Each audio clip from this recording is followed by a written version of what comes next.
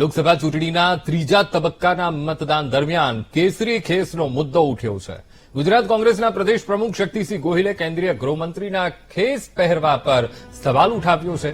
તેમણે કહ્યું કે ગૃહમંત્રી અમિત શાહ કેસરી ખેસ પહેરીને મતદાન કરે છે.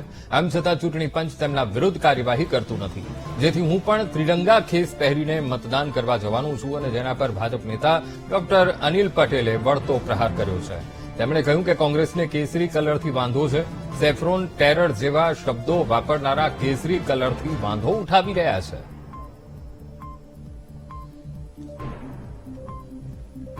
દેશના ગૃહમંત્રી અમિતભાઈ શાહ કેસરી ખેસ પહેરીને મતદાન કરવા ગયા. આમાં મારી પાસે કોઈ સિમ્બોલ નથી, એટલે હું જે દેશનો ત્રિરંગો છે એવો આ ખેસ પહેરીને જાઉં છું અને જોઉં છું કે અમિતભાઈ શાહ માટેના નિયમ અને કોંગ્રેસના પ્રદેશ પ્રમુખ માટેના નિયમ એક છે કે જુદા જુદા છે. હું આ ચોક્કસ પહેરીને જઈશ, કારણ કે આમાં કોઈ સિમ્બોલ નથી અને અમિતભાઈ શાહ કેસરી ખેસ પહેરીને વોટિંગ કર્યું છે તો હું પણ વોટિંગ કરીશ. આજે ચૂંટણીની પ્રક્રિયા ચાલે છે અને કોઈ પણ મતદાતા એ સવારે ઘેરથી નીકળે ત્યારે એનું મન બનાવીને નીકળે છે. ગુજરાતનો મતદાતા કે દેશનો મતદાતા એટલો તો ઇમેચ્યોર નથી. શક્તિભાઈનું નિવેદન મેં જોયું, જે રીતે અમિતભાઈએ પહેરેલા કેસરી ખેસનો વાંધો ઉઠાયો, મને લાગે છે કે આ કોંગ્રેસના ડીએનએમાં છે કે એમને ભગવા કલરનો વાંધો છે, એમને સેફરન ટેરરિઝમ દેખાય છે, એમને હિન્દુ આતંકવાદ દેખાય છે.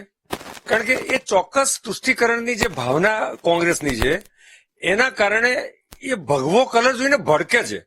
અને કાયદામાં કે ઇલેક્શન કમિશનના નીતિ નિયમોમાં એવું પ્રોવિઝન નથી કે તમે કેસરી કલરનું કપડું, ખેસ, કોટી કે શર્ટ કે એવું પહેરીને ન જઈ શકો. હા, કોઈ પોલિટિકલ પાર્ટીનું સિમ્બોલ હોય તો વાત જુદી છે. અને કોંગ્રેસ જે રીતે હતાશ થઈ છે, એમાં શક્તિભાઈના નેતૃત્વમાં કોંગ્રેસને કેન્ડિડેટ મળતા નતા, એટલે એને કે પ્રકારે એક પ્રકારના વિવાદો ઉભા કરવા અને માધ્યમોમાં ટકી રહેવું. તમે તિરંગો પણ પહેરી શકો છો, તમે કેસરી ખેસ પણ નાખી શકો છો, તમે વ્હાઇટ ખેસ નાખી શકો, તમે ગ્રીન કલરનો ખેસ નાખી શકો છો, પરંતુ ભગવો કલર જોઈને જે પ્રકારની એસિડિટી ઉપડે છે કોંગ્રેસના નેતાઓને, કારણ કે રાહુલજી તો ભગવો કલરથી ભાગતા જ પડે છે, તો સ્વાભાવિક છે કે શક્તિભાઈને તો એ ફોલો કરવું જ પડે.